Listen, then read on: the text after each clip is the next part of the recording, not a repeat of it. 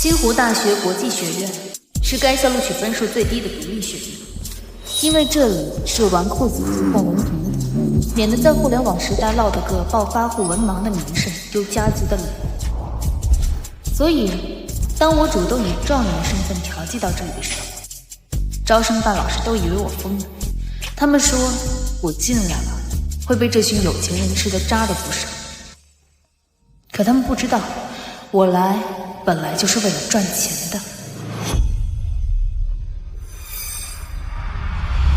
长本事了啊！说好的不让上大学，现在偷偷的把制约给填上。人家的姑娘长这么大，都能嫁人补贴娘家了，你倒好，还要继续花老子的钱。我想读书，有什么错？瑶瑶，你不嫁人，你弟弟以后哪来的钱结婚啊？我就是不嫁人，我要上大学。嘴硬是吧？老子现在就把这录取通知书给你撕了，我看你怎么读。不要！不要！干嘛？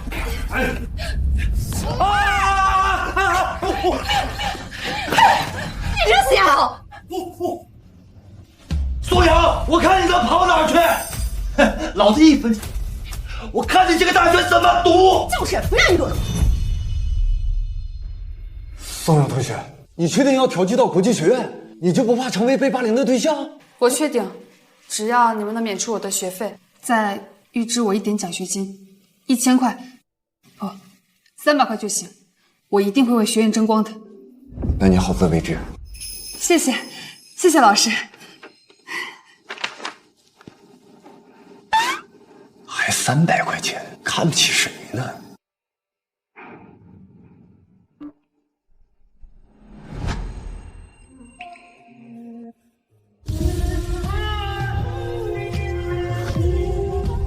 没想到第一步超出我预料的顺利，但爸妈找过来是迟早的事。革命尚未成功，宋阳仍需努力。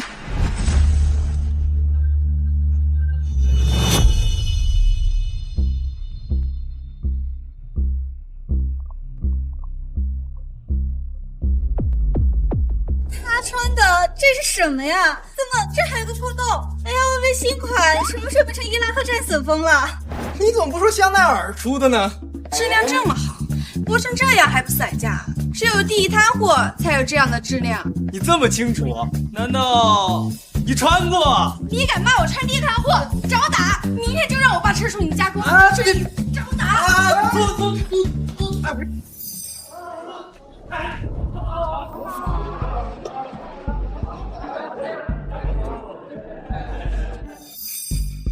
宋瑶同学，你为什么穿这么破呀？是今年高定不好看吗？有没有可能是我买不起呢？为什么买不起啊？哎，是你零花钱被扣光了吗？可以信托支取的。刚刚来学校的时候就没看见你开车，你怎么来的？我走路啊，一大早上就起床了。为什么不让司机送你啊？没有车和司机，你可以骑机车呀。也没有机车啊。我懂了，因为你喜欢飞机，然后今天早上飞机坏了，所以你才没有开，对吧？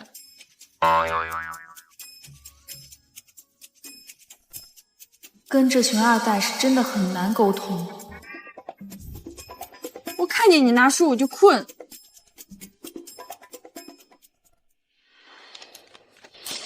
穷人想活得顺遂，就要学会察言观色，摸透一个人的习惯、喜好和脾气，就有可能走进他的心。后来我发现，有人把这种事情的质分归纳为一个学科——社会工程学。这3个人就是工程的目标。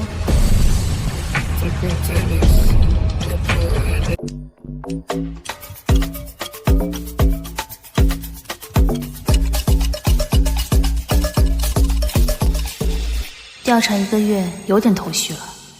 这3个人岑月是个人畜无害的白富美，没事。曹文姬戒心很重，看不透。更重要的是，她们都是独生女，家里宠得不行。周子俊比较特别，他有个天资聪颖的哥哥，虽然表面不在乎，但据这段时间偷听，他有点自卑。而且这个人好面子，讲义气。有一次跟铁哥们温煦打赌，把自己最爱的限量版跑车都输了，也没二话，是这3个人里最好攻略的目标。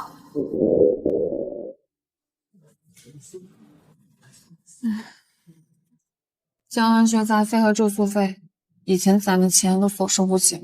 这个月连吃饭都快出问题了，我得抓紧从这些二代身上挣钱。机会，我需要有机会。你什么意思啊？同学，别这样，都是同学，又是至交，他就是开个玩笑。开玩笑？他说我没脑子，这是开玩笑。我去。机会来了。是你自己说，你爸说你脑子笨，毕不了业，以后不让你进公司，让你哥继承家业。你要是不服气，你就把实力拿出来证明自己啊！跟同学咋这么急？我要提得上去，我用在这儿翻。周同学，要不然我帮你补习试试。补习，保证你拿到学分，1小时只要200块。我们班居然有人会学习。宋瑶同学，你会学习？我是以市状元的分数考进这个班的。不是吧？我们班有个市状元，分数是花钱买的吧？我怎么不知道还有买分数这个门道啊？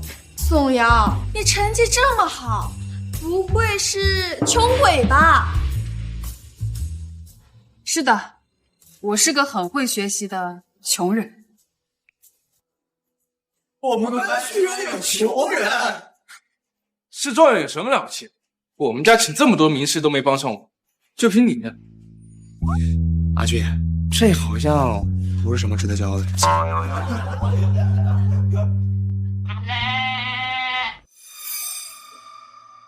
周同学，我跟你请的那些名师不同，他们擅长的是教学生，而我擅长是求生存。所以我很知道怎么样才能激发一个人的动力。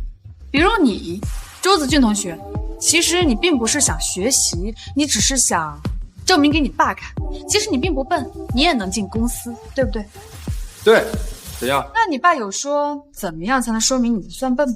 他说拿下所有课的学分，顺利毕业。不可能，根本不可能。一科及格就顶天了。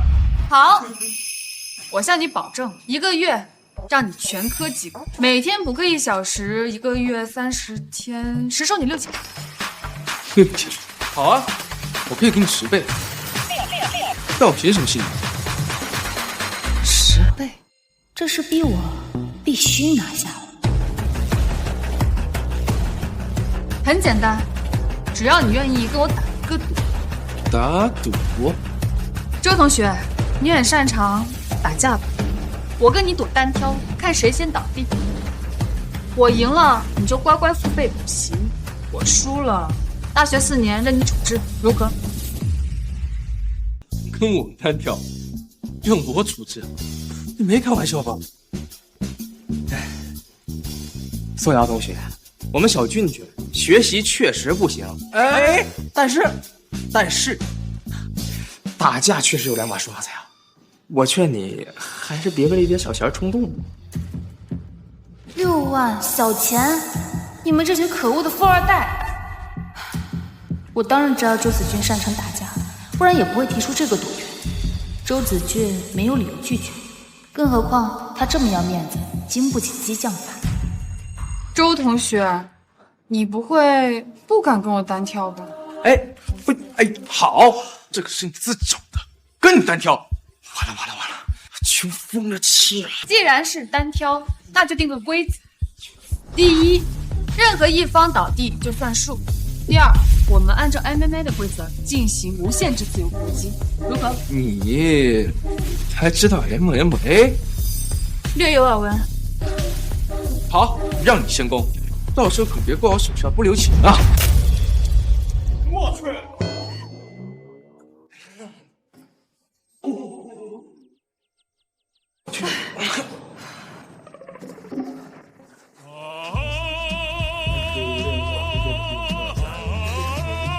这一下真继承不了家业。你这个女的出走怎么这样？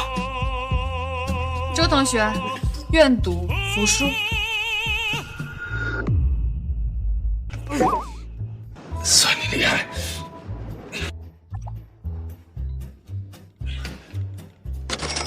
谢谢老板。对了，刚刚我们打赌的过程都被我手机拍下来了。如果周同学出尔反尔，那我就只能把这个视频发出去，让大家都知道，堂堂周少不但输给了女生，还赖账。你，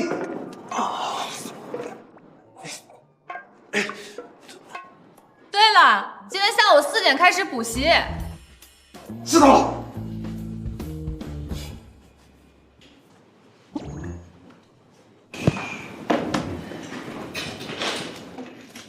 宋瑶同学，你刚刚真是吓死我了！你就不怕周子俊动手打你啊？挨打而已，是我的强项。你常常挨打？都是以前的事了。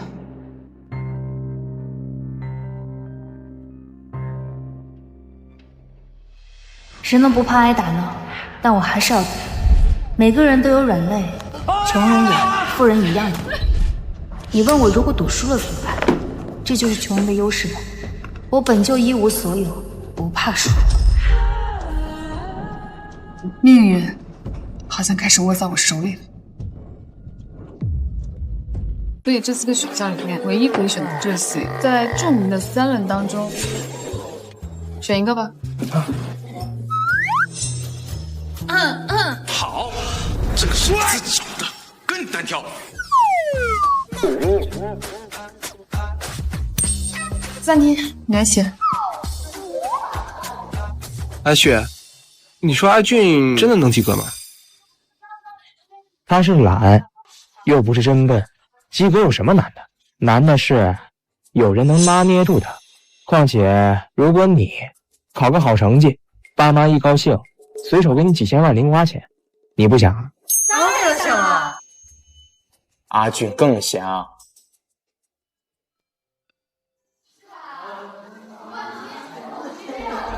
今天公布一下同学们第1学期各门专业课考试的成绩。你们的成绩，你们自己心里都是有数的吧？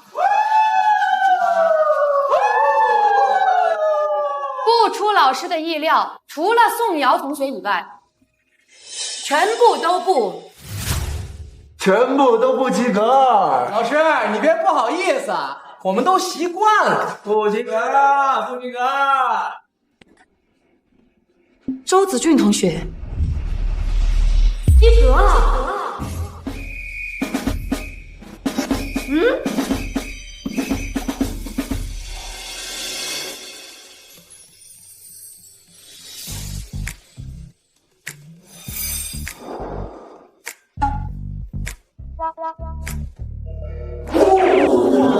我靠，宋瑶，你帮帮我吧，我也想继承家业。周子俊出200小时，我出500，500你还有意思说？我出1000，你先帮我补习。1000美金，爷最不差的就是钱。点天灯，我倒要看看谁敢跟老子抢！点天灯，我倒要看看谁敢跟老子抢！我教了20年书，从没见过你们这样的拍卖。你，哎！各位同学冷静一点，如果你们真的想补习，我按照你们的统一顺序一个一个来，谁先？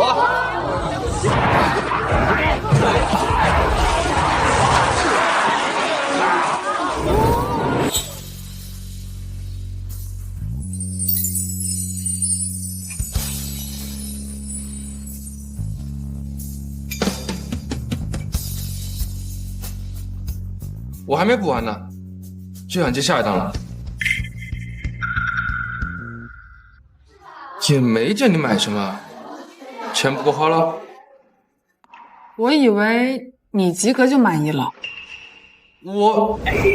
那个思瑶同学，阿俊他哥特别聪明，没靠家里关系就考上了哈佛大学，还拿到了博士学位。你看阿俊现在这样，还是被他哥压一头了。要不你就再帮帮忙呗。也没他说的那么严重，你就当我钱多的花不完。这样，补习费再加1倍。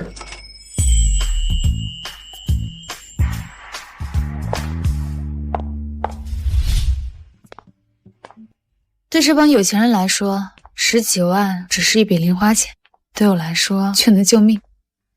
无论如何，离我的目标越来越近了。等我攒够100万，我就申请去国外做交换生，彻底离开这里。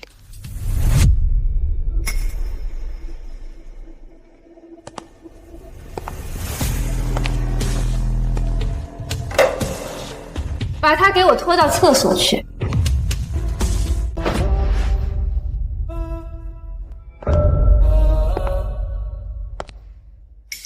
国际学院的厕所都比我住的城中村差。大家都放学了，很少人来厕所。他这是要霸凌我吗？可我应该没有得罪他吧？就连昨天他炫富到我面前时，我都赶紧脱口而出一句：“真漂亮，肯定很贵吧？”你知不知道我和周子俊是什么关系？糟了，他不会误会我对周子俊有意思吧？我们两家可是世交，小时候差点定了王外清的。乔拉小姐，你误会了，我跟周同学不是那种关系。解释什么解释啊？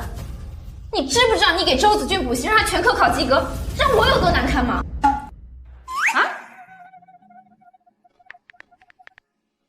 周子俊都能考及格，你竟然考不及格，你真是丢光了我们乔家的脸！你让我以后怎么在老周面前抬得起头？我可是我们乔家的独生女，这辈子我爸都没有这么说过我，都是你宋瑶。宋瑶，你给我听好了，周子俊全科考及格，我也要及格。他给你多少钱？我给双倍。如果我不能考及格，我就用钱砸死你！真的啊？你笑什么？你不信我有这个实力？我信，我的意思是我一定好好补习，但是我得帮周同学补习完之后才来找你，就是不知道你的时间方不方便？有什么不方便的？我在学校旁边买套房子，我住上层，你住下层，随叫随到，听到了吗？谢谢小乐小姐，收到。这还差不多。慢走。乔文季和周子君竟是一对冤家，攻略他的办法简直是不费吹灰之力。宋瑶啊宋瑶，老天待你也算是不薄了。宋瑶，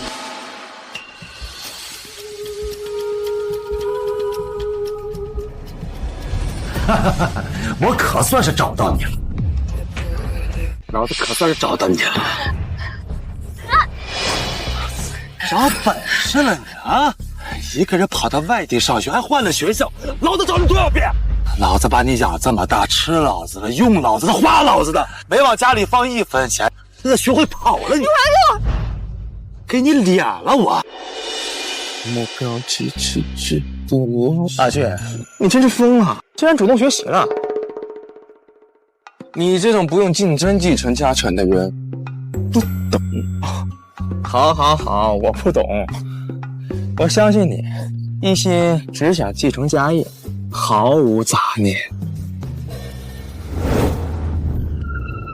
彩礼我已经收了，38万8，就等着你回去订婚呢。今天这个家你回也得回，不回他妈也得回。来着，怎么办？赶紧带上车，别误了机势。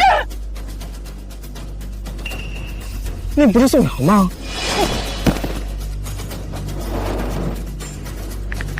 张老师，我爸要我回去嫁人，求求你救救！还敢求救？今天谁也救不了你！开车！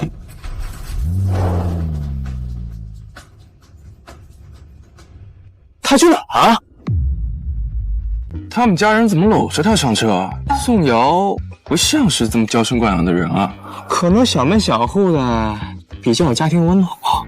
哎呀，放心吧，君君，早晚有一天你和你爸也能像这样搂搂抱抱的。说什么呢你？周子君，你好卑鄙啊！你把宋瑶怎么了？乔大小姐，你又发什么疯啊？你自己看，你是不是知道宋瑶要给我补习，故意给我添堵啊？不然的话，他为什么要喊救命？好你个乔文季，敢跟我抢补习课！抢？市场经济自由竞争，你懂不懂啊？争？拿什么跟我争？争得过吗？不就是几个臭钱嘛！我们乔家有什么争不过你们周家的？要是能插队，那我再挣得起。就是啊，谁家差这点钱啊？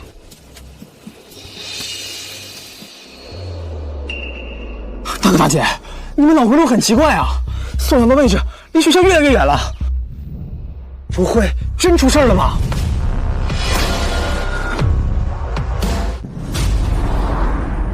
媳妇儿，接上了啊，等着我。别看了，没人救你，你可以跳车呀，摔不死你也把你摔残了。我就是死也不会让你入院的。哎呀，算了算了。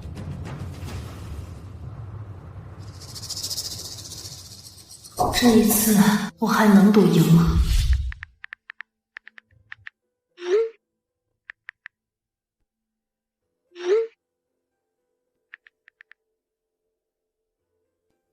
张老师，我爸要我回去嫁人，求求你救救！认识1个月而已，还是互相利用的金钱关系。这群没心没肺的少爷小姐，真的会管我吗？大哥，马上出城啊！瑶瑶，出了城就离你婆家不远了，你别老掉个脸，开心点。嘿。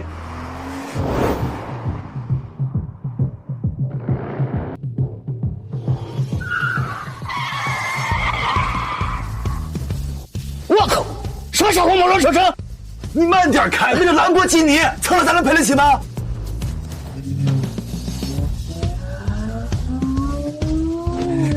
妈的，怎么有钱人这么多？就脑子发不了财。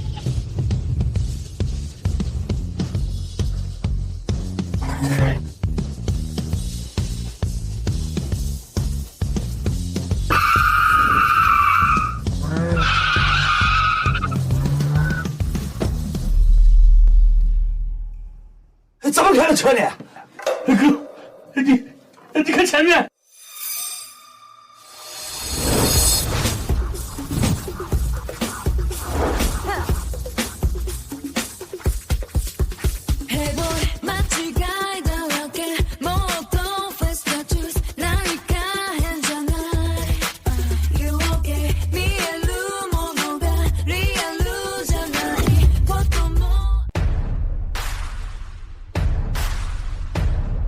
哥，怎么整啊？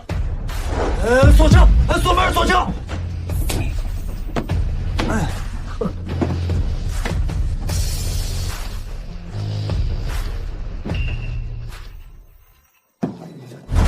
锁阳，老子不管你今天要搞什么，你想走没门儿！大哥，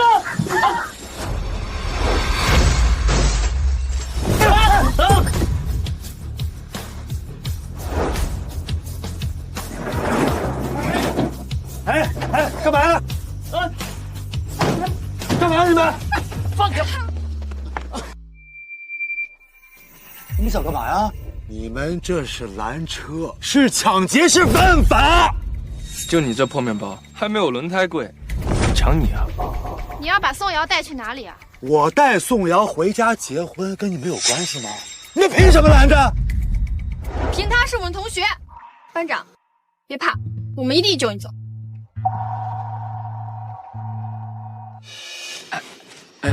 老宋啊，你也没有说你在外面得罪了这么多有钱人呢。要早知道这样，我也不出来跟你跑这一趟了。松个屁！行，你们想搞事情是吧？老子现在就报警！我倒要看看你们几个毛还没长全的是个什么东西，凭什么拦着老子？我算什么东西？我是你奶奶！报警是吧？说吧，宋瑶，他这么着急带你回家结婚，是为了什么？为了拿我换38万彩礼，好给他的宝贝儿子咱首付买房。听清楚了吗，张律师？好，今天就来给他普普法。你的这种行为严重侵犯了宋瑶的人身自由，是违法行为。当事人阻止你，属于见义勇为。你听清楚了吧？本奶奶的行为是见义勇为，你报警啊？看看警察来了，抓的到底是谁？笑话！老子是宋瑶的亲爹，耀祖是他的亲弟弟，是我们老宋家的血脉传承。老子养他这么大啊，拿他换点彩礼送给他弟弟怎么了？跟你们有什么关系？我告诉你，今天就是警察来了也管不了我们的家事儿。我再告诉你们啊，今天你们要不打死我，要不谁也别想带走他。老娘最瞧不起的就是你这种人，兜里没几个子儿，还以为自己有王位要传，血脉传承。我看你要传的就只是你这辆破面包车。妈的，我。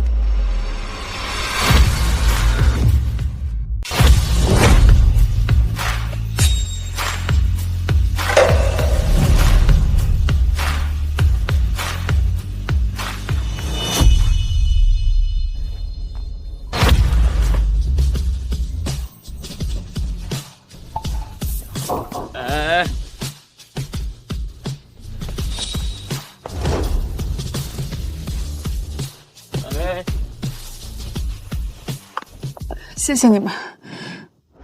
擦擦吧，一脸鼻涕眼泪的，脏死了。好了，时间耽误了，我扣你补习费啊。收到，乔大小姐。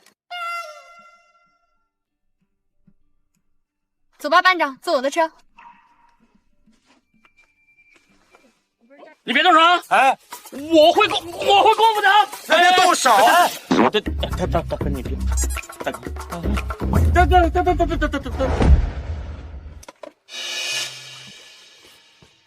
班长，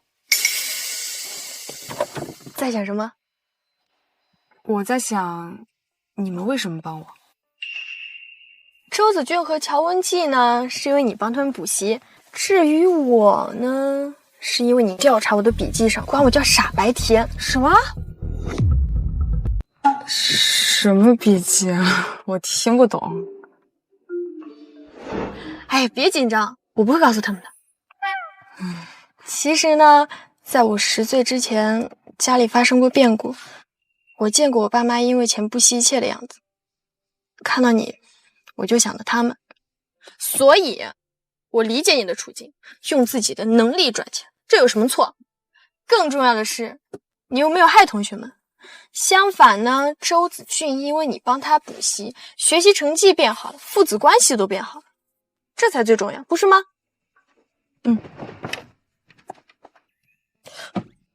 但是我真的不是傻白甜，你在笔记本上一定要改掉，不然我可是会生气的。好，我一定改。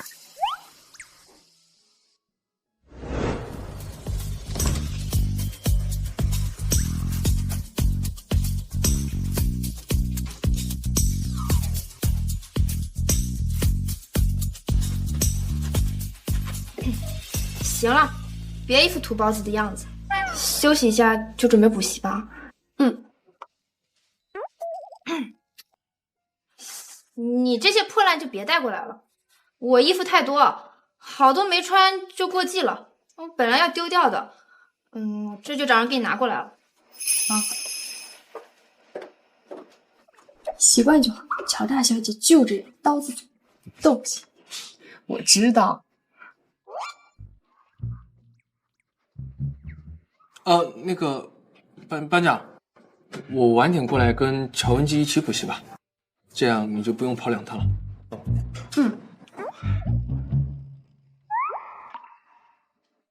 行了，快走了，别打扰班长休息。班长休息，记得关门。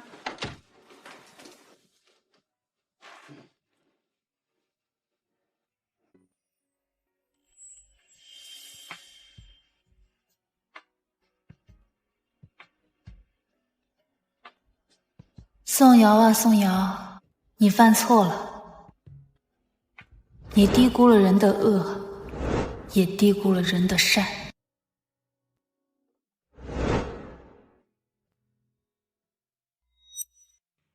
这种错不能再犯，那几个人肯定不会善罢甘休，我必须提前想好应对之策。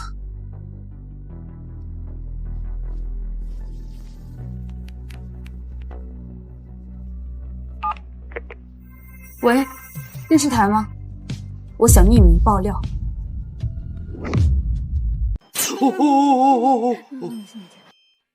你个白眼狼，怎么能让人把你打成这样？爸，这彩礼要不到，我首付怎么办？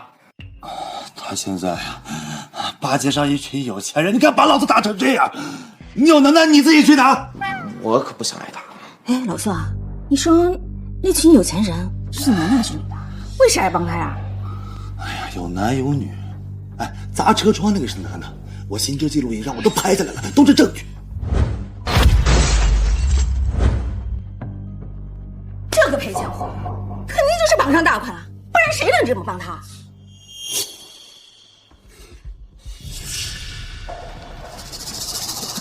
你这么说像，还真像哎，他肯定是要嫁入豪门，是独食。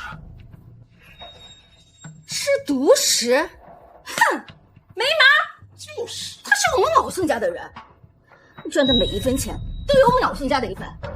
不行，我去找他。哎，媳妇儿，你想再过去一次，让他们再闹一次？怕啥？我就用手去闹，闹到越大越好。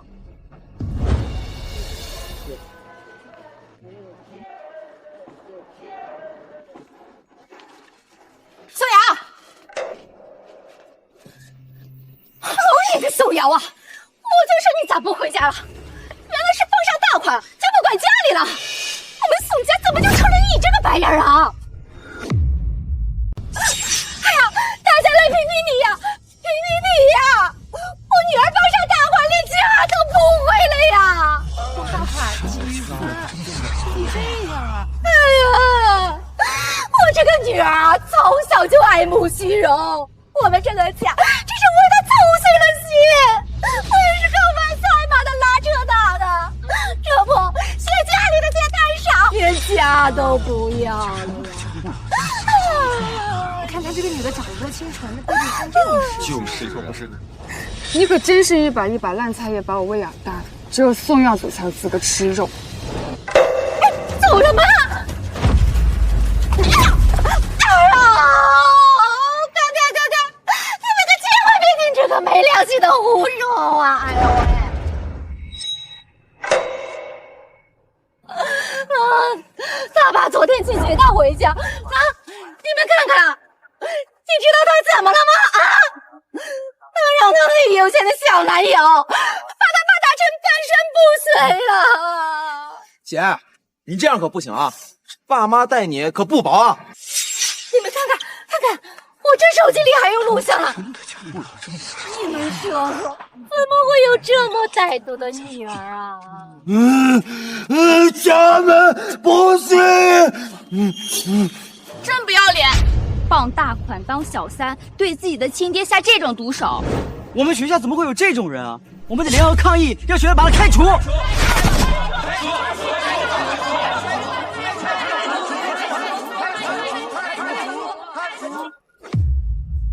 开除！你们可真是长本事。听见没有？他被开除了，我就得乖乖跟我们回家了吧。谢谢各位，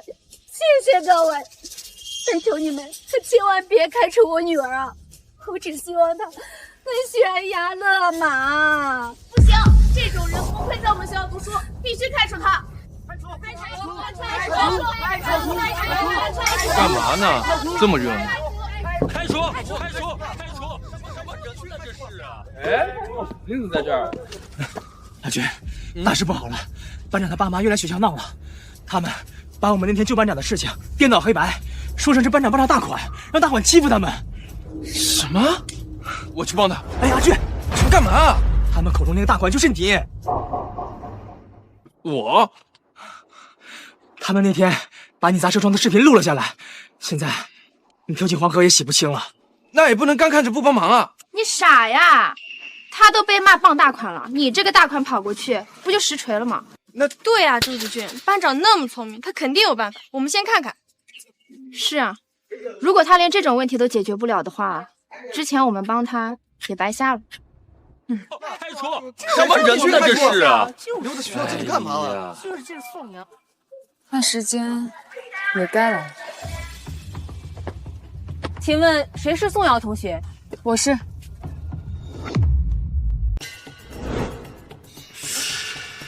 CCTV 都来了。宋瑶同学，可算找到你了。我是电视台的记者，想来采访你一下。这是怎么了？哎，记者同志，你来的正好啊，你就得好好采访采访他。他爱慕虚荣，去傍上大款，还把他爸打成半身不遂了。什么？你确定？怎么不确定啊？我是他亲妈，我们一家老小就靠他爸做点体力活，混口饭吃。我们也是走投无路。你们是宋瑶同学的家人？对啊。那可真是赶巧了。我们收到匿名爆料，市状元宋瑶被重男轻女的父母虐待，一路捡垃圾考上了大学。结果你们还不让他上，他为了赚生活费，特地调剂到国际学校去给富二代补习赚钱。结果你们还是不放过他，想尽办法抓他回家换彩礼。喂，电视台吗？我想匿名爆料。我们之前还担心你们不愿意接受采访，现在正好可以当面对质一下。你们看看这段视频资料是不是真的？什么？您的外卖半个小时了，麻烦给我个好评。行，知道了。谢谢谢谢。以前把这些拍下来，本来是想着申请助学金用，没想到用在了这里，真是讽刺。哎，这个补习的男生不是砸车视频里那个大款吗？这大款哪有补习的？这就都不懂了吧？这都是污蔑，就是想骗他回去好赚彩礼。事已至此，你们还有什么要说的？假的，都是假的，我们说才是真的。对，都是假的。你们不能偏心偏听，我问的也是真的。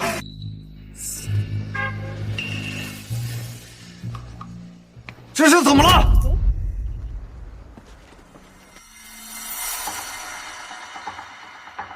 我是学校招生办张老师，宋瑶同学的入学申请都是我批的，你们找他有事？张老师你好，我是记者，我今天来是想采访一下宋瑶同学。宋瑶同学在学校给同学补习赚生活费这件事，你知道吗？我也是为这件事来找宋瑶的。宋瑶，这件事你做得太好了。这段时间你给国际学院的同学补习，特别是视频里的周子俊同学，效果立竿见影。国际学院都是豪门子弟，自从你来了以后，学院焕发了新的精神面貌。很多家长给我打电话，表示要给学校捐钱，你做的太了不起。为此，学院决定再给你发10万块奖学金。谢谢张老师。10万？那个老师啊，我们是宋瑶的父母，这笔奖学金你直接就给我们行吗？你们可真是厚脸皮，刚刚还污蔑宋瑶同学傍大款，现在就舔着脸要抢他的奖学金。什么？宋瑶，他们不是你家人吗？怎么污蔑你傍大款？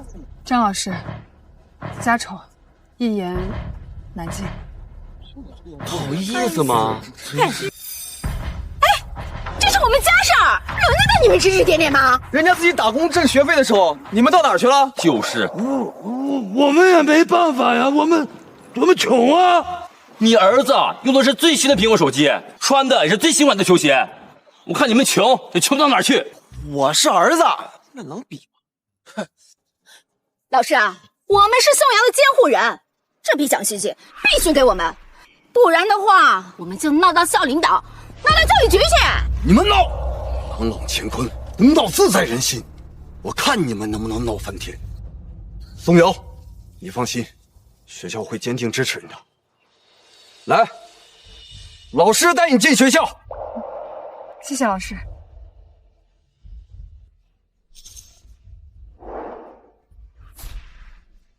嘿，宋瑶，别走了！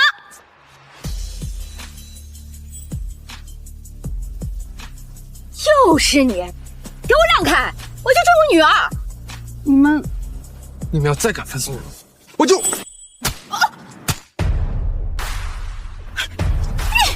我是你奶奶。阿俊，下次动手之前别说那么多废话。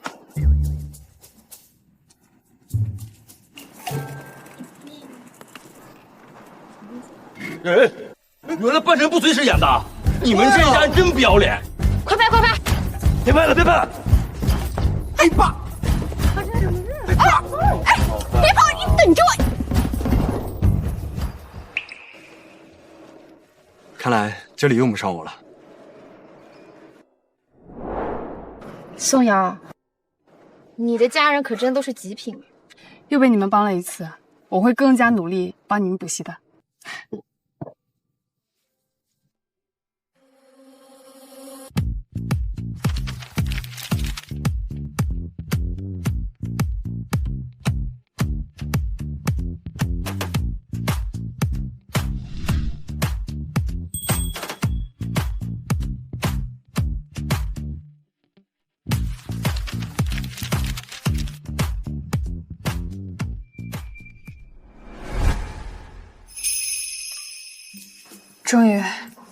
终于可以出国留学，彻底离开这里了。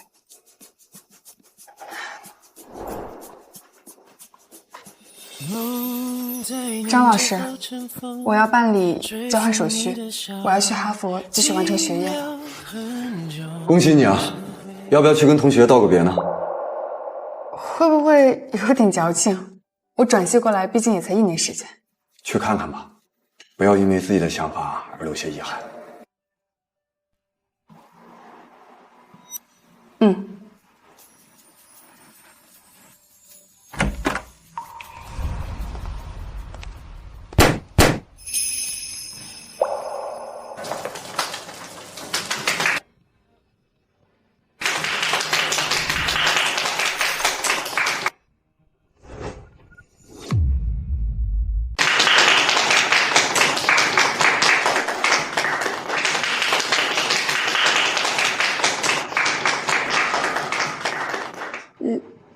你们班长，你不会不打算告诉我们就偷偷溜走吧？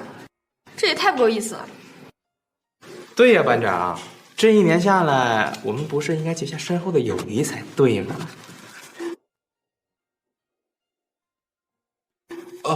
班长，哦不，宋瑶，恭喜你，我想对你说，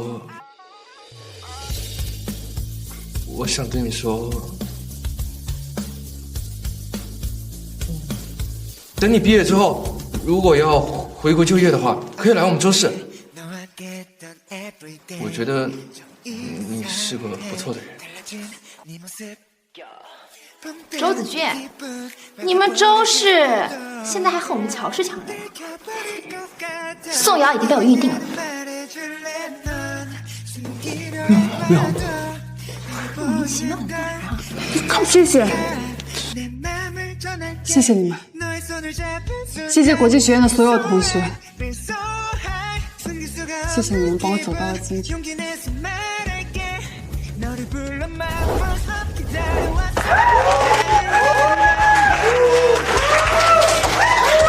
宋瑶，我等你回国，你一定要回来。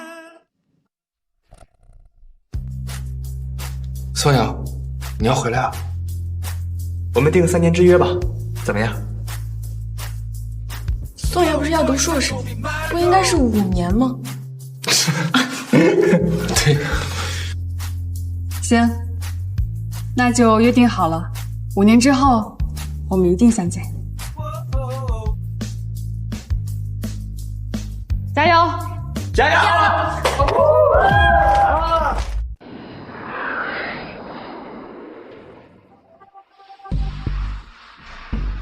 出国之后，我选择攻读法律。5年时间，我在米国完成了硕士学业，先后拿下了米国和大夏2地的律师执照。因为岑月后来选择到米国攻读研究生，也在哈佛，我们不知不觉成为了好朋友。今天我和岑月回国了，我们当年的5年之约终于可以实现。别照了，阿俊，够帅了，再帅一点，搞不好把岑月都迷住了。你还好意思说？这几年你也在美国，我让你给我打助攻，干嘛了？我还没助攻。哎，我都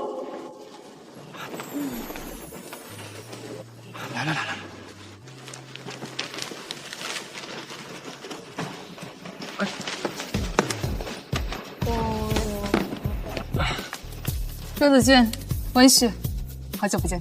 宋瑶，好久不见。周同学，我成透明人了，怎么不跟我打招呼？每次假期你都会过，见你次数不少。哦，见我次数不少，别的人想见见不着。哎呀，懂了。哦，谢谢。乔大小姐呢？她在忙吗？啊？不对啊，她早上还说她会来，她……乔大小姐，别说客套话了，我现在情况10万火急，快跟我走。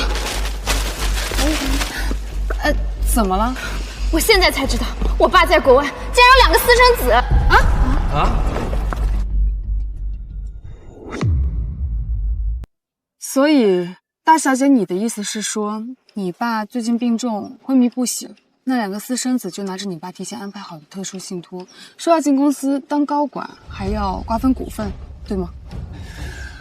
我当了这么多年的毒蛇女，我真是没想到，我爸竟然有一天跟我搞这一出。这个公司是我爸和我妈一起打拼出来的，他们几个想要分家产，没门！我一个子儿都不会给他们的。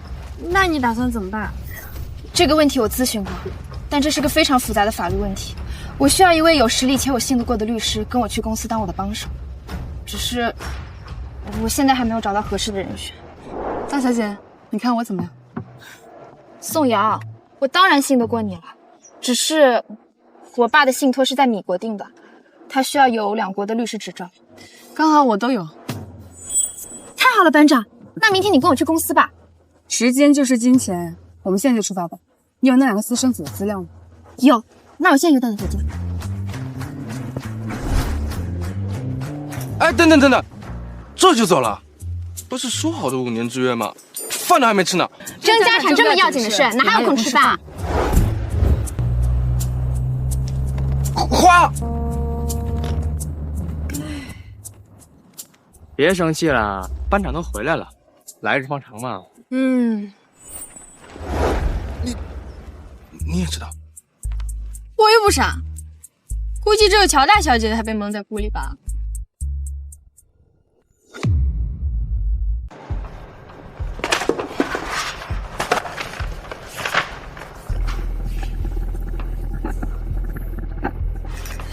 怎么样，有头绪了吗？明天他们就要去公司了，如果我们再想不到对策，我之后的局面会非常被动。别的我不敢说，但有一件事我可以肯定，明天那2个私生子绝对进不去乔氏的门。真的？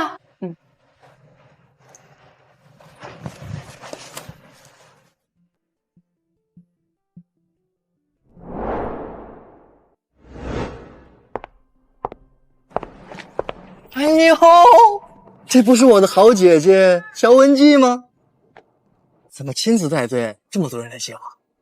哥，按照爸信托里的安排，咱们以后可在公司是平起平坐，他来接咱们呀，应该的。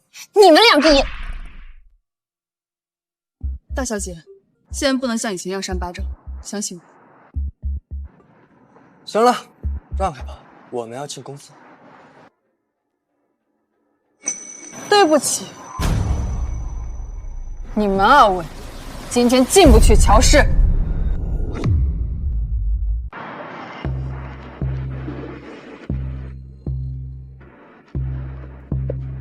姐，从哪儿养的狗这么忠心？哎呀，这么忠心啊，也是狗，也不掂量掂量自己几斤几两，敢拦着我们2个主人进公司的大门，让开！狗嘴吐不出象牙，宋瑶现在可是我们乔氏的法务部总监。OK，法务部总监是吧？那你肯定非常懂法。看好了，这是我爸亲自签订的信托，上面清清楚楚写着呢，在他死后，由我们3姐弟平分他的股份，同时在我跟我妹成年之后啊，有资格进入公司董事会。今天我们2个就是来完成这份信托的。真是爸的笔记，他早就打好算盘，要让这2个野种跟我争家产。听见了吧，法务部总监，一个靠我们乔氏发工资的打工人，也敢拦着我们2个老板？让开！很遗憾，我现在是在依法办事，按照相关的法律法规要求，你们2个不但今天进不去乔氏，就是明天甚至后天也进不去乔氏。不服，你们可以去告我。你凭什么这么说？还有鬼贼！我爸亲自签订的信托就在这儿，我看你们谁敢拦！是，你是有乔老先生签订的信托没错，但这份信托是乔老先生在米国签订的。按照我国法律，你需要拿着这份信托文件去翻译公证，证明其真实有效之后，才能在国内执行。这个过程一般需要5天时间。换言之，5天之内你们不可能进入乔氏。你这就是胡搅蛮缠！我说了，不服可以去告，但我可以告诉你，无论你们找哪个律师，他们都会认可我说的话。叫怪就只能怪你们太过自信，没有提前做好准备。好，我就不服，现在我就去找律师。你们啊，等着吧。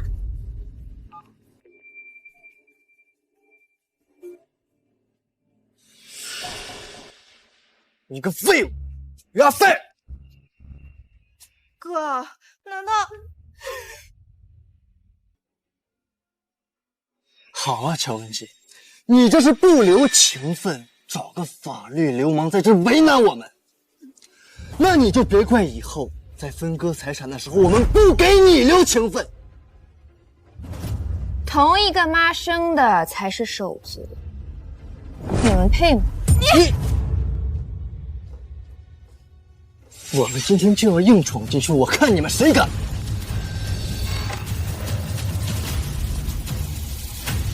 今天敢擅闯乔氏者，打！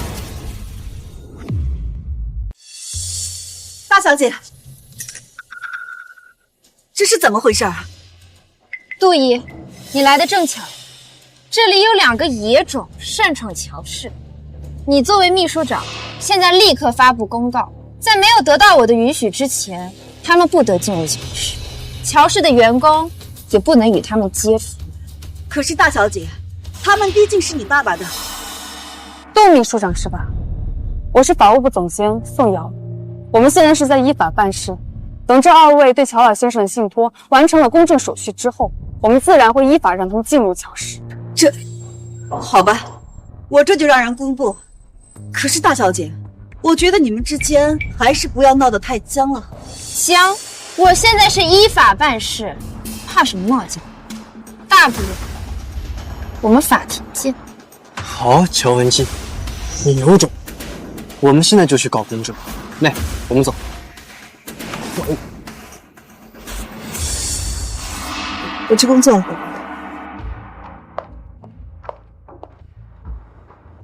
宋瑶，你做得很好。要是没有你，我真被那2个野种气死。这只是缓兵之计，5天之后他们还是会再来，我们要抓紧时间想到应对之策。好，我现在就召集全部高管开会。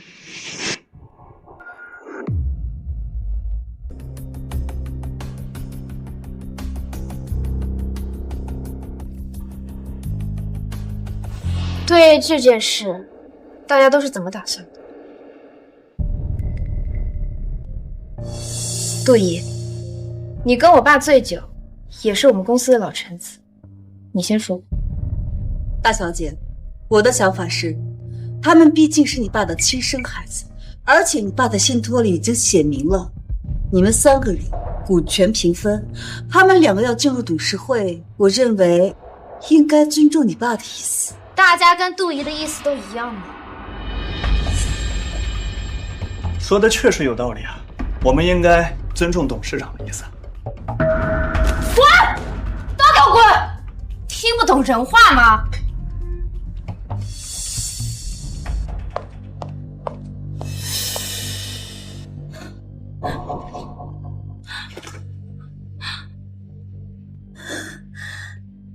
根本就没有把我当回事，只会听我妈的。我以前还是太天真了。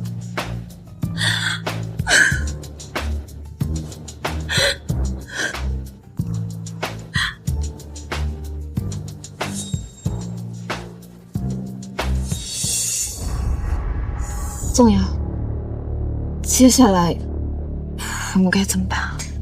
很简单，既然高层不站在我们这边，我们就去说服真正做事的核心中层。只要将乔氏有价值的资产和人才全都转移出去，乔氏就只是一个空壳。那我们还等什么？赶紧开始啊！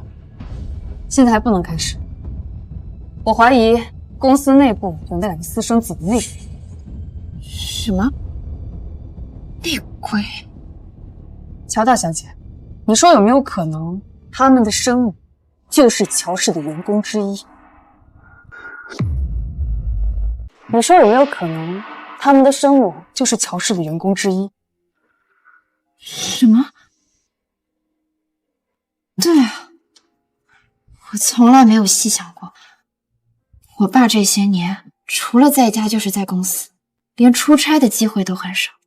如果他要出轨，确实在公司的可能性最大。宋瑶，你有什么头绪吗？我猜他们的生母就是秘书长杜文迪。杜姨，她可是我妈最好的朋友。宋瑶，理由呢？刚刚我们在楼下跟乔昌盛、乔文雅对峙的时候，我看到杜文迪跟他们有眼神交流，所以刚刚在开会的时候，我调出了杜文迪的通勤记录。我发现乔昌盛25岁，乔文雅23岁，而杜文迪刚好在他们2个出生的年份，以个人的理由分别休了半年的长假。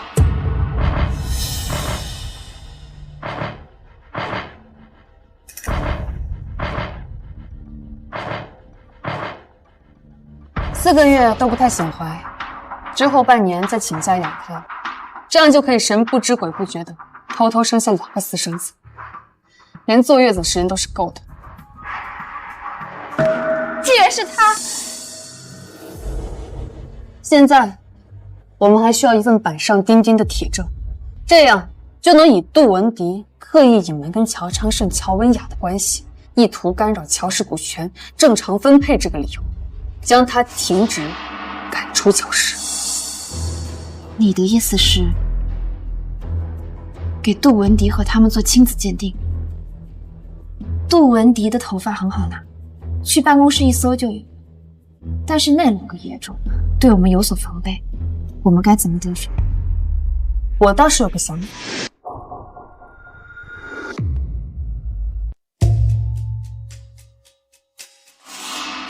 看见了，你们2个能不能顺利拿到他们2个的头发，关乎着乔大小姐能不能顺利夺回家产，全看你们了。你这是要动用我们的美色？这是美人计。周子俊，你倒是很有自信嘛。有一个比美人计更好听一点的名字，社会工程学。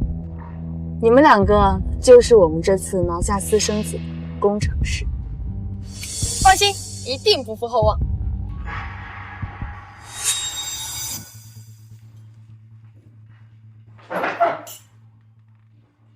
你香。不好意思。没关系。不知道有没有荣幸请你喝杯咖啡？这不太好意思吧？这什么话？多见外，好意思，喝，走。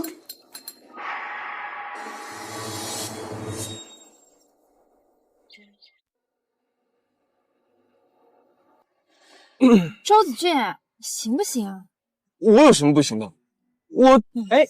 不好意思，小大小姐，阿俊，我来晚了。你怎么来了？宋瑶说让你一个人来不靠谱，我来给你兜兜。宋瑶怎么这么不信我？别说了，人都要跑了。男人真不靠谱。钱月，你看是这么拍吗？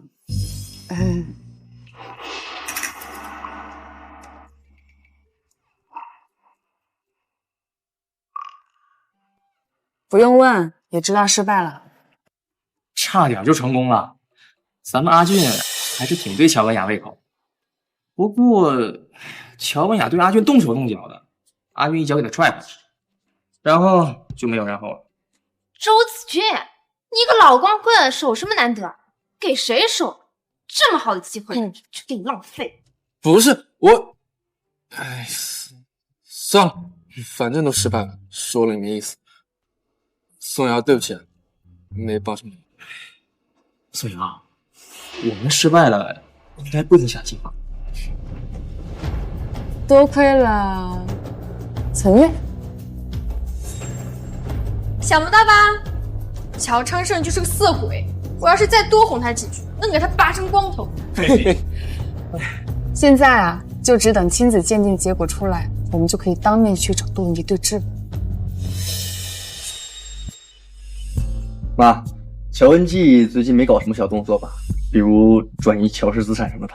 放心，有妈在，公司所有的事情都要经过妈的手审批，他们闹不出什么动静来。你们踏踏实实等公证完，来公司拿回我们应得的。好嘞，谢谢妈。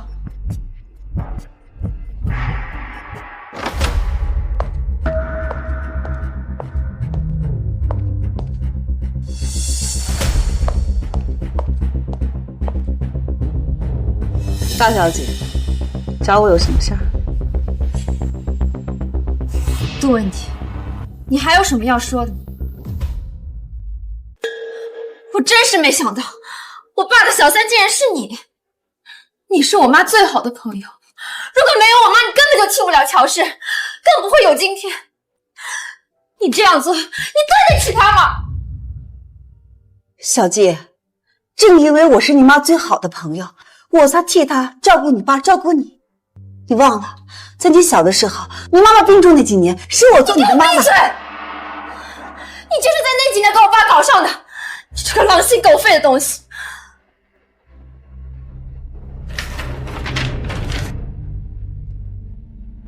挺有本事的，从哪里搞到昌盛的头发的？你的儿子不如你有城府。不能的是，宋总监是个人才，我很欣赏。等昌盛和文雅进了公司，我会告诉他，让他好好的提拔。不必了，我是大小姐的人，不但是下属，更是朋友。杜文迪，你被停职，你现在马上收拾你的东西，给我滚出乔氏！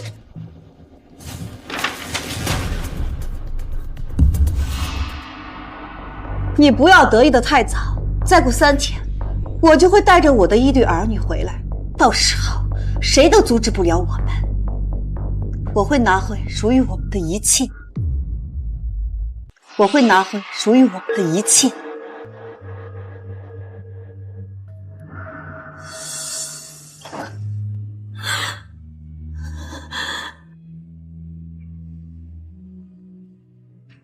大小姐，我们要抓紧开始了。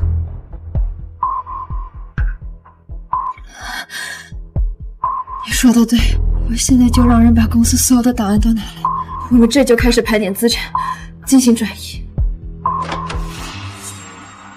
我们也来帮忙。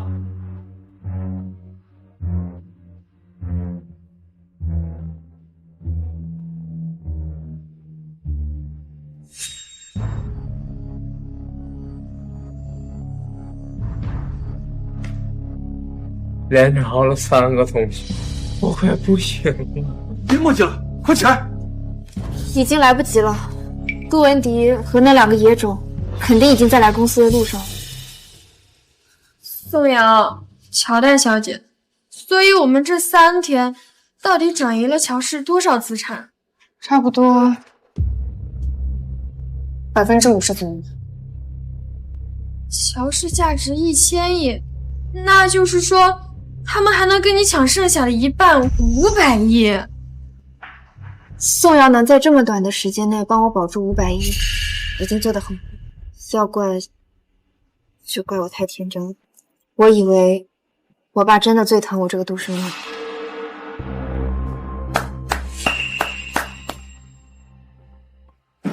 乔文姬，我们母子3人来拿回属于我们的东西。什么应得的东西？乔氏本来就是小乔的，你们这是在抢劫！是你原来是乔文姬的人，正是因为你俩太笨，才被他们抓住把柄。要不然乔文姬怎么可能会把我赶出乔氏呢？乔文姬，您拿走了乔氏500亿的资产，应该知足了吧？知足？只要我还活着，就算是不择手段，也不会让你们拿走一个子。你少放屁！现在爸的信托文件已经公证好，翻译好，已经可以执行了。从今天开始，我和温雅就会进入公司董事会，而你乔文姬，别想再从集团里转走一个子儿。没错，以后我和我哥跟你平起平坐，你再敢搞这些小动作，我们就把你逐出公司。你们做梦！行了，都别吵了。你们说的对，按照乔老先生的信托要求，你们2个是可以进董事会，但他的股份要在他去世之后才会正式进行分割。你们也别高兴得太早。他还能活几天呢？程程，他是你爸，不能这么说。宋总监，你言外之意就是不肯罢休，要跟我们战死到底是吗？我的意思是，不到那一天，鹿死谁手都未可知。既然你们来了，那这乔氏的残局就由你们2位新晋股东收拾。乔大小姐，我们走。3天之后，我会召开董事会，宣布昌盛和温雅正式进入董事会。到时候还希望你能够准时出席。温姬。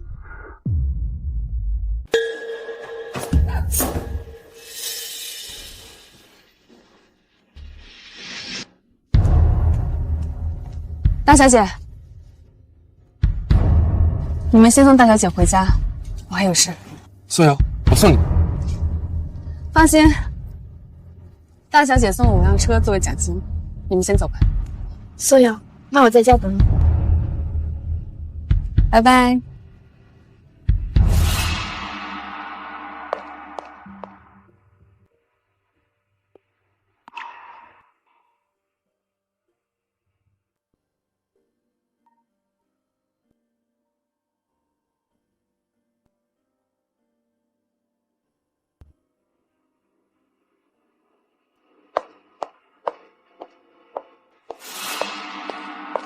瑶瑶，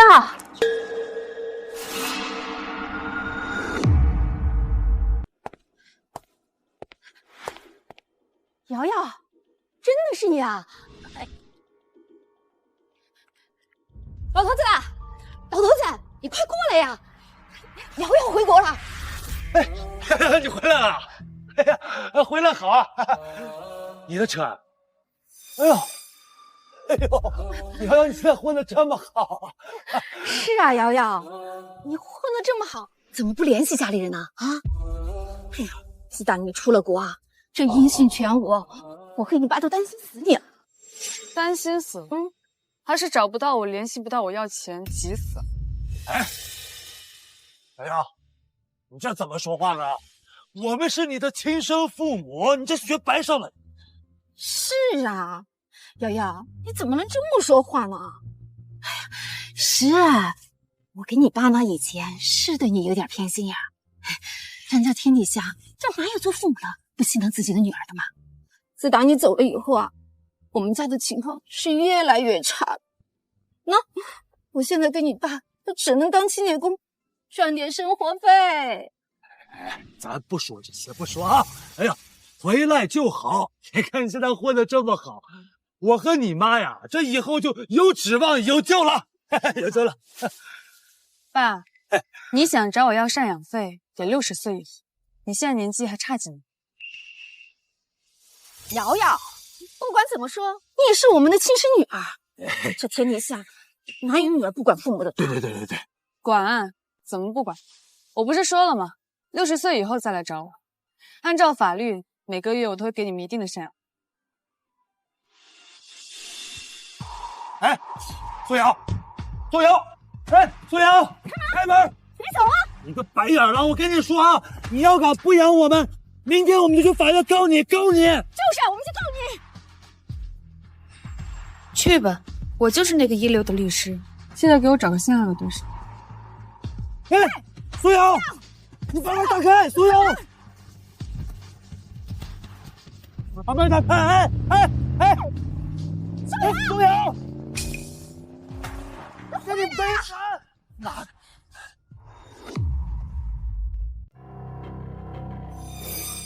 你别跑啊，你苏瑶！干嘛啊你？去，把他们2个人请来办公室。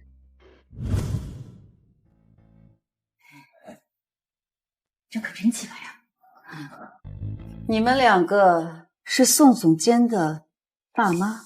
宋总监，我们瑶瑶是你们这家大公司的总监啊！那他可太有出息了呀！杜总，那他的年薪有没有20万？20万。宋总监的年薪至少200万。200万！哎呀，这个不孝的啊，这个没有良心的白眼狼，挣这么多钱，1分钱都没有拿回来家里过啊，就没有想过回报过他的亲生父母。哎呀，这个不孝的！哎呀，杜总，我这老头子是个气坏的，别听他胡说。杜总，我们可心疼瑶瑶的啦。心疼他？是啊，那可是站在我的对立。宋瑶是我的心头大患，我本想着叫你们来，如果你有办法对付他，让他3天后不要出席在我举办的董事大会上，我可以给你们一笔钱养老。这个多少？也就宋总监3年的年薪吧。600万！杜总，只要有我这个亲生父亲和他这个亲生母亲在啊，一定不会让那个死丫头再给你添麻烦。我这600万！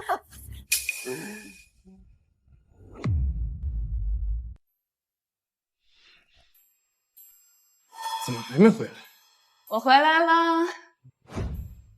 宋瑶，怎么算回来？怎么了？等我等急了？乔文季一直催着问你怎么还没回来。你胡说八道什么啊？明明是你1分钟问800遍宋瑶去哪儿了，有没有麻烦？周子俊，我以前怎么没发现你这么婆婆妈妈？好了，饿死了。你们吃饭了吗？还没呢，不急，我现在点外卖。杜总，这些就是送去乔家的外卖。这里是豪宅，所有的外卖都要经受这里的管家亲手送达，他们不会怀疑的。确定你们有把握？放心吧，我们可是瑶瑶的亲生父母，我们出手保证他不再给你添的。你放心。动手吧。这个，瑶瑶喜欢吃面。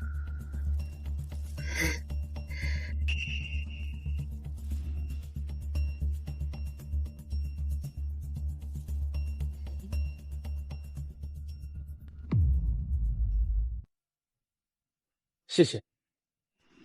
吃饭了，快点。来了。这是我的，谢谢。你就吃这个？宋瑶最爱吃水煮面加鸡蛋火腿肠了。她小时候别的小朋友都有的吃，就她没有，还馋得很，一年也就生日才能吃1次，对吧？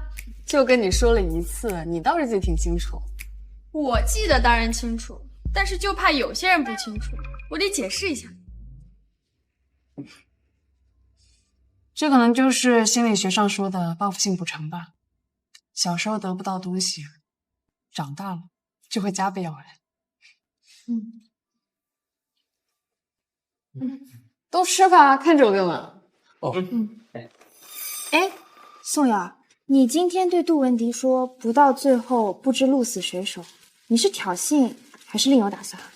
大小姐，这就是我刚刚单独去办事的原因了。我去调查一件事，这件事对你很有用。是什么？是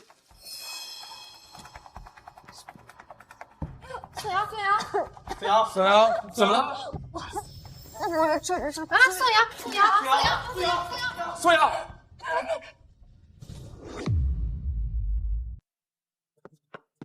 宋瑶，你坚持住，我不会让你有事儿的。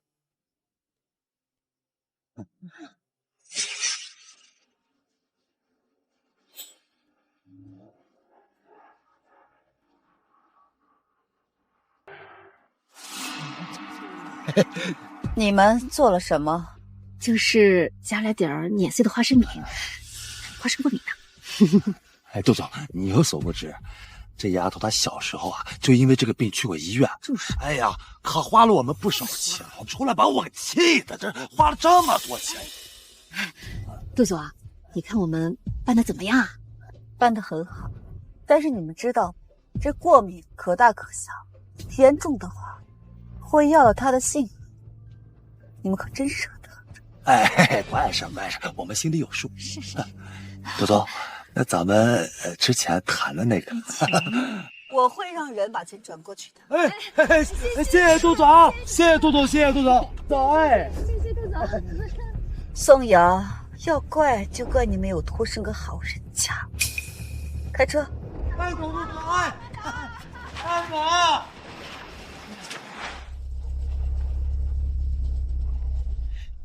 宋瑶，我一定不会让你有事的。这该死的红灯，快转绿啊！我还没死呢，你就不能让我再睡会儿？别胡说，你敢死，我害你的人全给你陪葬。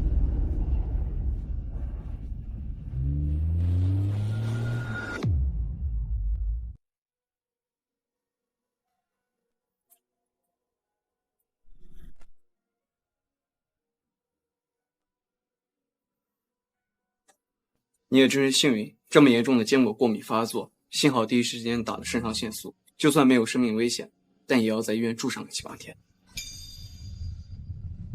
好好休息吧，这瓶水打完就可以出院。谢谢医生。哎，素阳，你为什么会随身带一管肾上腺素啊？哎，你都不知道，你刚吓死我了。多亏了学长，我下午去见了她一面，她婆婆妈妈的，非要给我一管肾上腺素随身带着，以免发生之前在哈佛时候的意外。我熬不过她，就拿了，没想到阴差阳错被她救了。你去见她，为什么？哎，学长，什么学长？你不是说你去办事儿吗？我说的办事就是去见她，但是宋瑶，你没事吧？舒子俊，你发什么神经啊？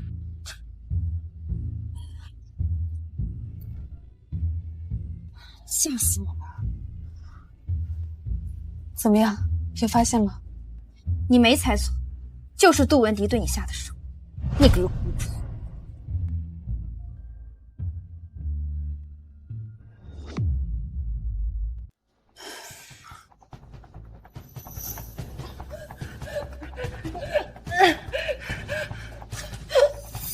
这是什么？肾上腺素，嗨，扎到他胸口上，他应该是严重的过敏发作了，不及时抢救会有生命危险的。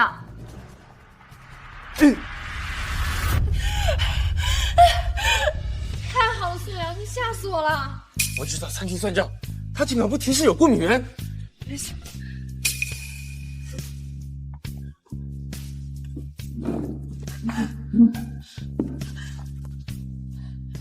我刚看的时候，眼上看不到一点花生碎，这不像正常上架做法。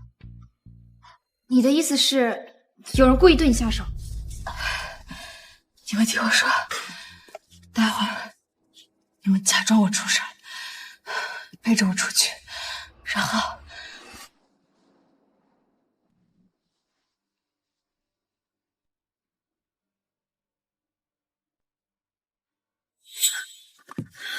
是杜文迪的车，和你推断的一样，杜文迪因为很熟悉小远记家的运作，所以在你的外卖送到之前就买通了转送的管家，派人在你们动了手脚。那个管家被我们抓到以后，一下就招供了，现在被乔大小姐的人控制住了。至于听命于杜文迪对你的面动手脚的人，你看我干嘛？说啊！我们调了监控，我觉得你还是亲自看一下吧。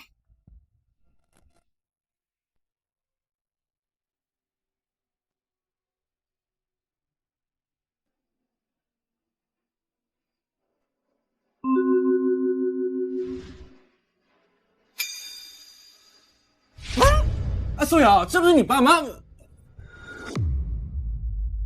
啊，宋瑶，这不是你爸妈？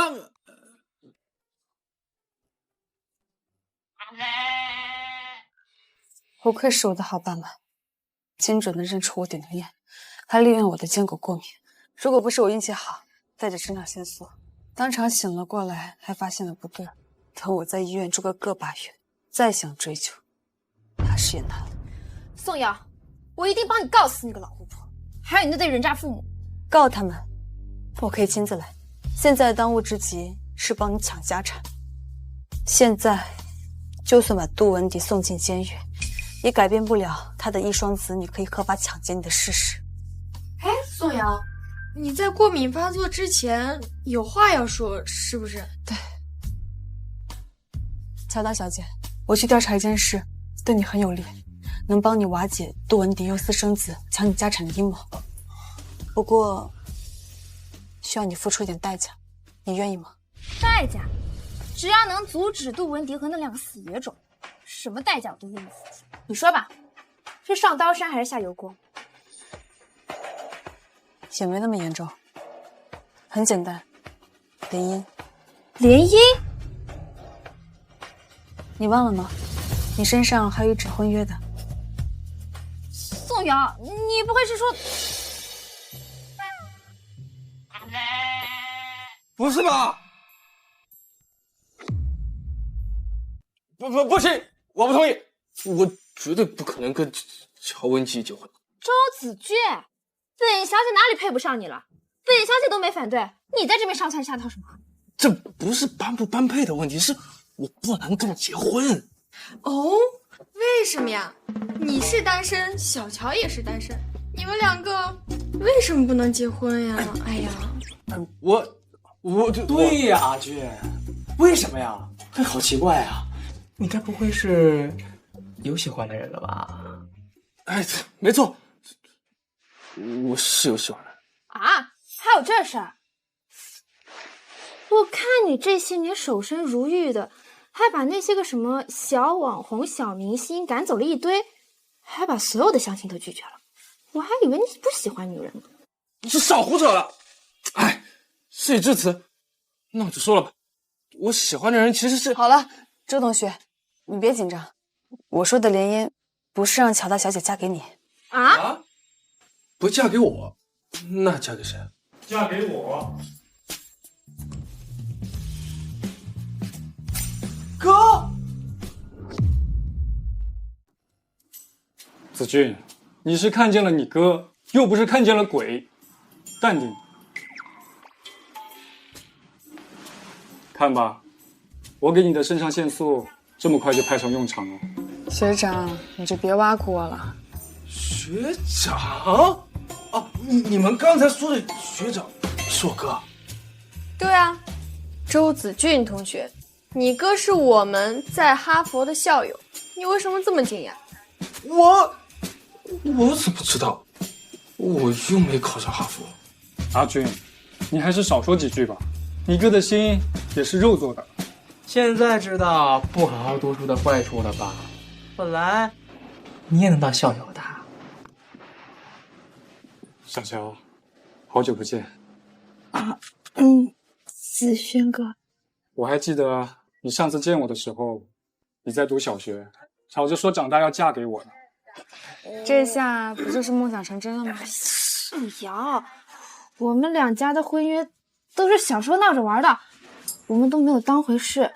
再说，现在执行婚约又有什么用啊？所以我才去找了学长，很认真的调查这件事。我发现你们两家不是说着玩的，而是非常认真的盘算过这件事，还签了纸质条件。大小姐，你看看，这个婚约还有这个条件，怎么样？现在愿意联姻了吗？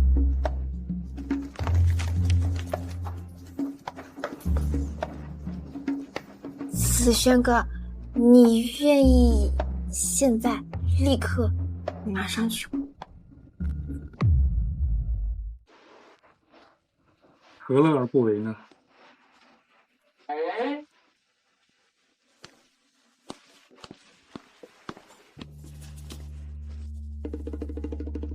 乔大小姐还有这么温柔的一面？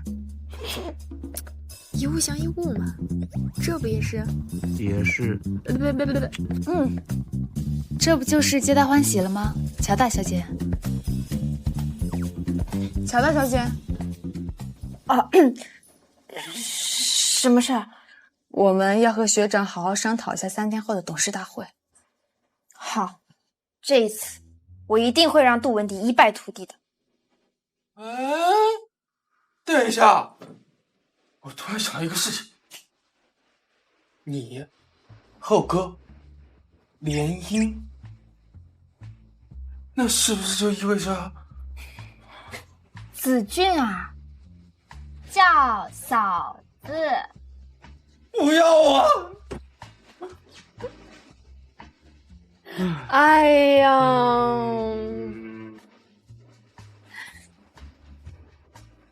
谢谢你啊，宋瑶。如果没有你，我不会有这一步的。太不像话了！这乔文姬现在还不来，这都几点了啊？我看他这是没把在座的各位放在眼里啊。就是这个乔文姬太不像话了，以前不学武术，现在还这么跋扈。要我说，得亏老董事长有这么好的2个子女，要不然我们乔氏该何去何从呢？是。各位真是妙赞了，文姬毕竟是老乔的大女儿，这该等啊，还是要等的。哎妈，他估计是没脸来了，咱们也不可能等他1天，是吧？哎呀妈，别等了，咱们直接开始吧，大家说是不是啊？对，有意思了，那咱们开始吧。好，既然大家一致同意，那我就尊重大家的意思，不等了，我们乔氏的董事大会正式开始。急什么？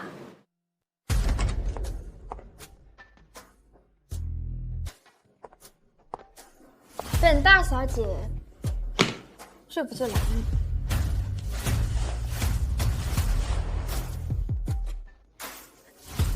怎么？看起来好像不太欢迎我这个正统的继承人。怎么欢迎？文姬啊，这董事大会你不来，这名不正言不顺的，不像话。坐吧。那不知道杜女士欢不欢迎我？妈，你不是说他？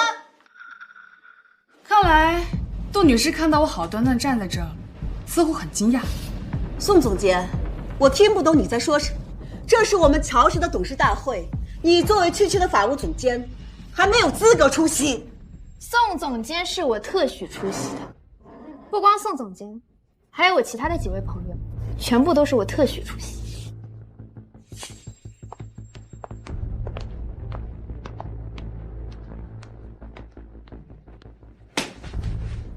乔文姬，今天是董事大会，你以为是过家家？你这几个狐朋狗友有什么资格参加？那你妈杜文迪一个区秘书长又凭什么出席呢？还坐在正位呢。你，大小姐，事已至此，你又何必再争了？你已经转移了50%的资产了，知足吧？啊，就知足吧。各位董事，现在可是吃着乔家的饭呢，现在竟然帮着杜文迪这个外人排挤我这个正主，是不是多少有点不知好歹？大小姐，我们就是因为吃的乔家的饭，我们才按照老董事长吩咐办事儿。你转移出去的资产已经不是乔氏的资产，那剩下的资产按照老董事长立的信托是你们3姐弟平分，那么这边占有2/3的股份，他们是最大的股东。我们这些董事不帮他们，还能帮谁呢？对呀，就是啊。大股东，我看未必。宋总监，你什么意思？我的意思是，乔氏现在真正的大股东另有其人。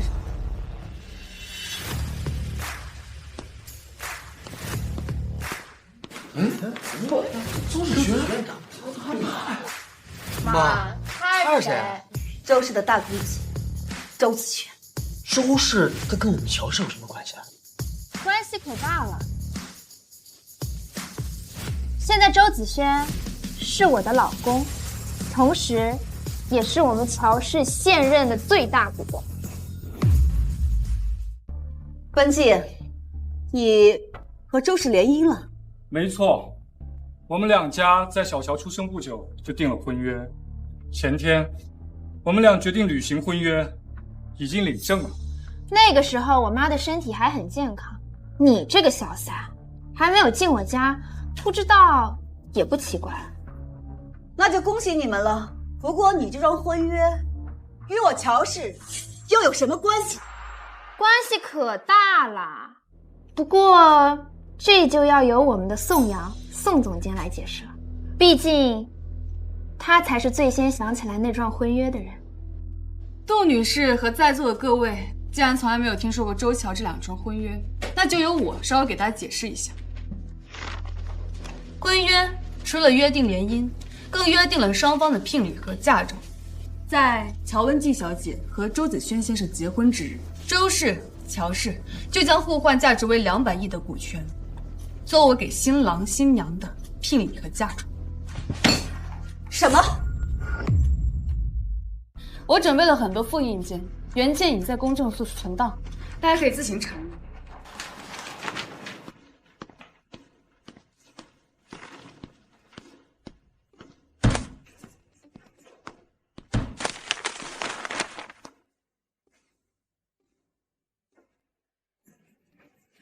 是真的，这件事您怎么不知道？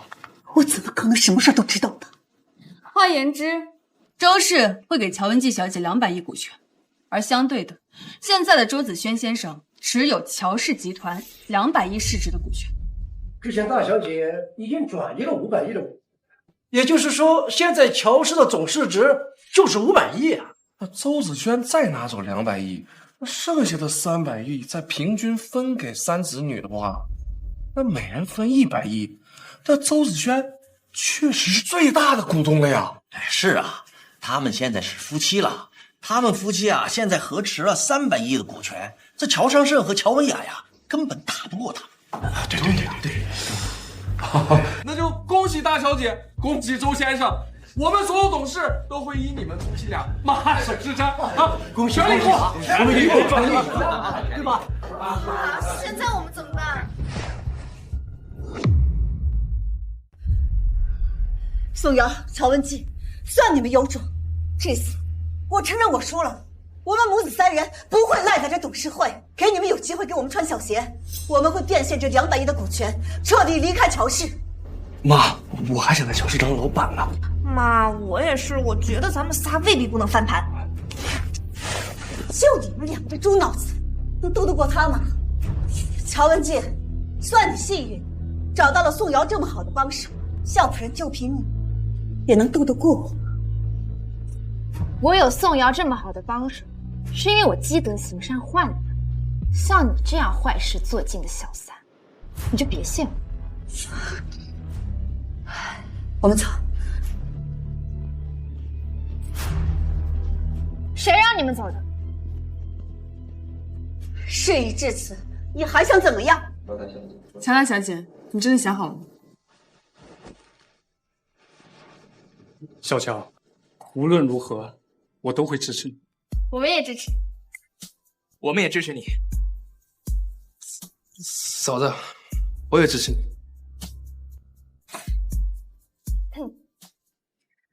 我和我老公作为乔氏最大的股东，决定对乔氏做出重大的业务调整，在座的各位都必须配合。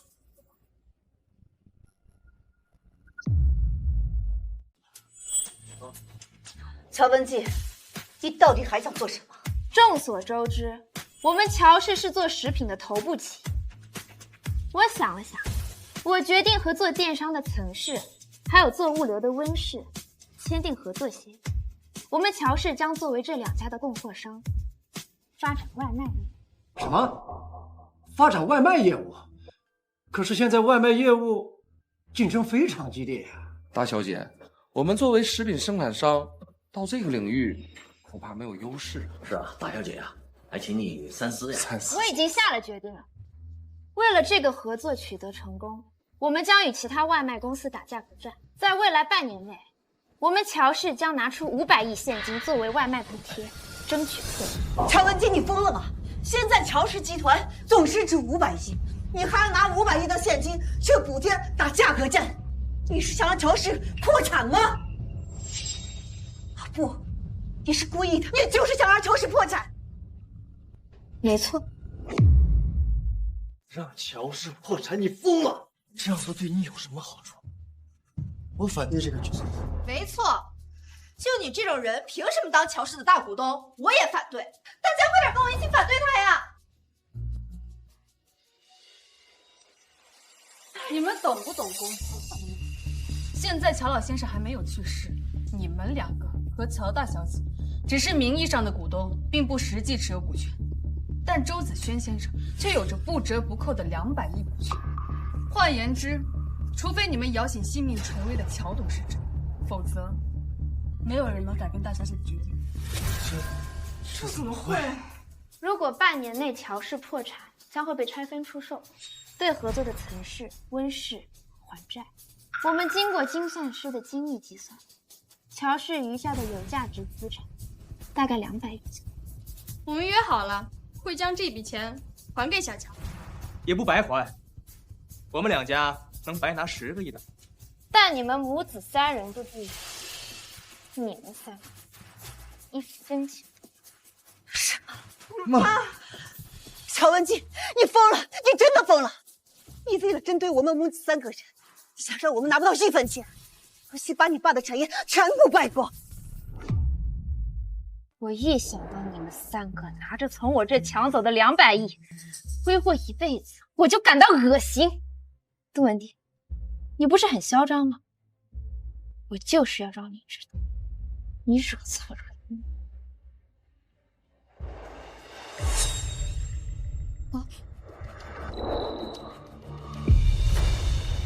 妈，跪，给大小姐跪下！大小姐，我错了，我真的错了。这个，我不要200亿，不要100亿，我只要50亿。你给我们母子3个人只要50亿就够了。可能你小的时候我照顾，看在我为乔氏出力的份上，我求求你，你原谅我们母子3个人一次好不好？杜文迪，我乔文姬的东西就算是烧了丢了，也不会给你这个小三，还有那2个野种1分。不，大小姐，我求求你。哎，妈，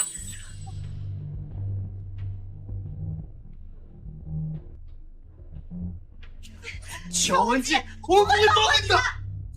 放下！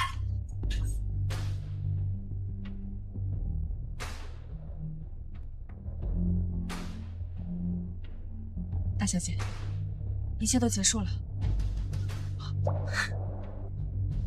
一切都结束了。哎呦，这是啥妈，哎，你们俩没跟我开玩笑吧？这里的车我们买得起。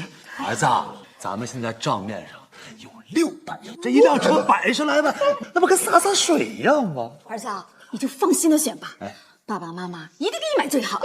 好，那我仔细看看。选，我仔细看看。这辆，媳妇儿，蓝色，你见过没？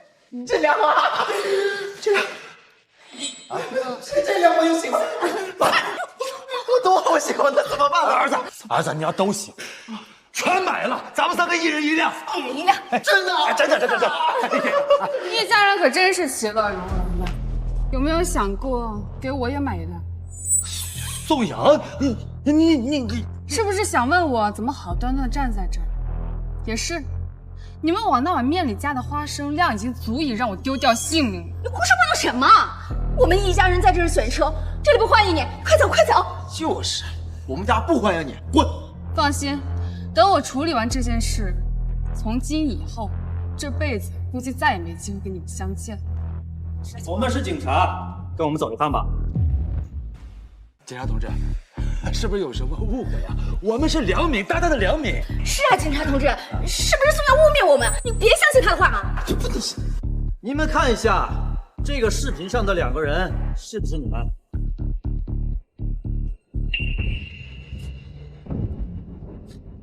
警察同志，我们就翻了一下外卖，这不犯法吧？是啊，我们已经掌握了充分的证据，实际上你们是在杜文迪的授意下，往这份外卖里掺入了会导致宋女士过敏的花生。杜文迪为了争取宽大处理，已经坦白并且指认了你们，请跟我们走一趟吧。什么？带走！别，警察同志，别呀！等一下，宋阳。我们是你的亲爸，就因为这点事儿你就报警了？瑶瑶，你和警察说这就是场误会，不然我们真的要蹲大牢了。带走！别，宋阳，你解释一下，宋阳，你们不能带走我爸妈呀！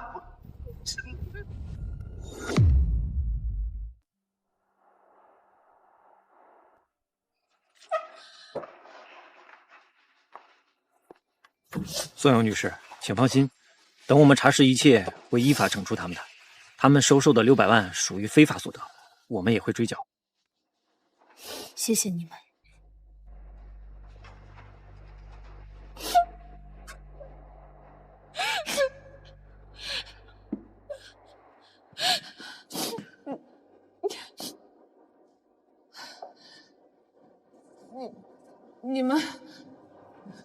你们怎么来了？都知道你今天要来收拾他们，我们能不来？你忘了，当初可是我们几个把你从他们手中救下来的。你想走？没门儿！哥，干嘛？他哪里也管不了我们的家事。班长，别怕，我们一定救你。谢谢你们。也对，没有你们，就没有宋阳的今天；没有你们，就没有宋阳的今天。好啦，别哭哭啼啼的了，现在有我跟你比惨了，你不孤单。那还是我比你惨点，你好歹从你爸手里夺回了500亿，我爸妈留给我的，这又不能考公的案底。好地狱的笑话！宋总监还需要考公吗？乔大小姐可是等着跟你一起打天下。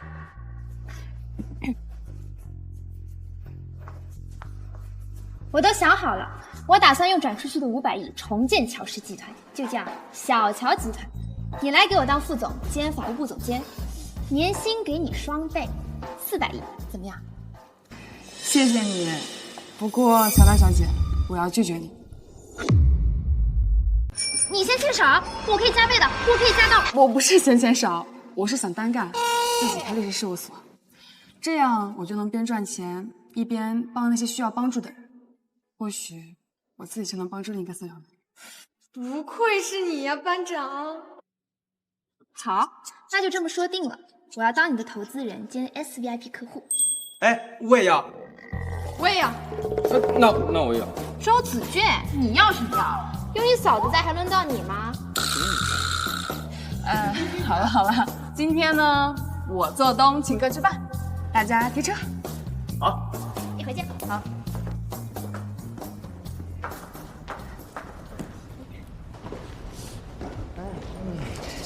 上车，上车。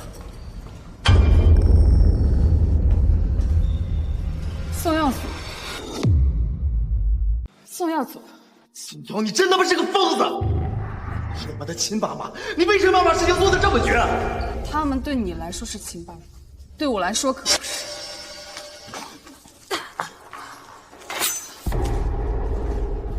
哎，阿俊，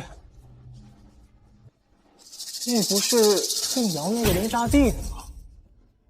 不对劲啊，他怎么挖出宋瑶来了？快！要干什么？既然你让宋家完蛋，那你就跟着我们一起完蛋！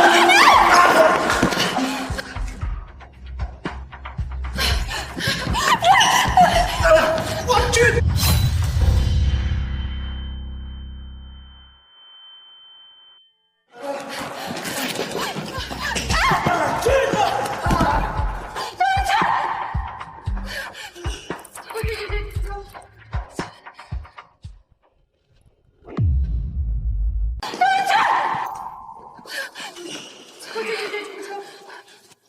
阿俊，没事吧？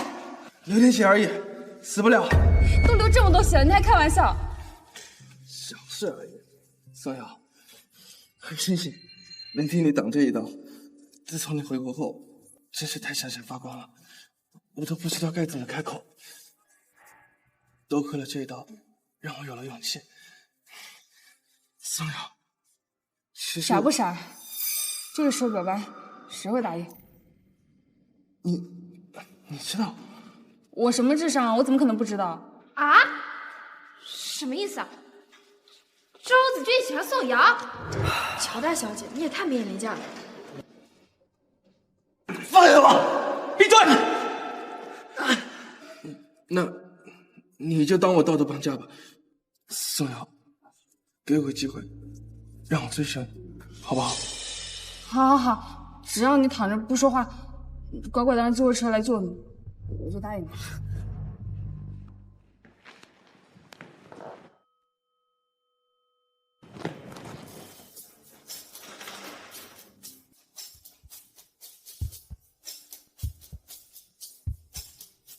社会工程学认为，摸透一个人的习惯、喜好和脾气，就有可能走进他的心。我以前对此奉为圭臬，但认识这几个人之后，我才知道社会工程学错了。这些小伎俩可以帮你走进一个人的生活，但只有真诚、善良和爱，才能带你走进一个人的心。我是宋瑶，这是我的故事。如果你也曾像我一样迷茫无助，希望我的故事能帮到你。